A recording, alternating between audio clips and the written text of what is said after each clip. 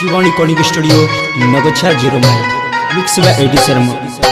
नया नया छौरी सबके लगबै छ भोग हो माल भोग बाबा तुही छी हतरा बाबा। नया नया छौरी सबके लगबै छ भोग हो माल भोग बाबा तुही छी हतरा बाबा।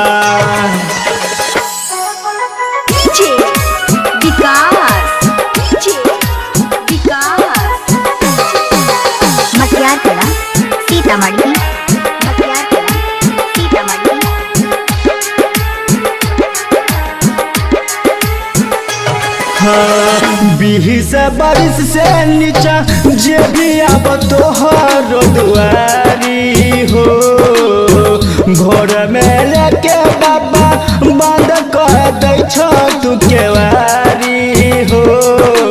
जंतर में तू मंत्र मार के लगबै छ भोग हो माल भोग बाबा तू छी हतरा बाबा तुही माल भोला बाबा। नया नया छौरी सबके लगबै छ भोग हो माल भोग बाबा तुही छी हतरा बाबा।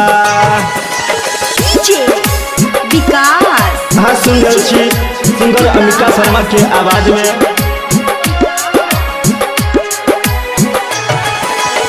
निमन निमन चीज देखी के गंजवा में मारई छदम हो चीज पवित्र लागै छ कोरी देल कम हो।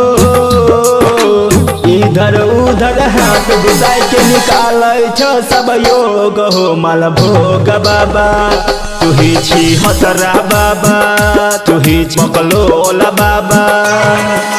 नया नया छौरी सबके लगबै छ भोग हो माल भोग बाबा तुही छी हतरा बाबा। जय हो बाबा हो। शिवानी कॉलिंग स्टूडियो नगछा 0 माइल।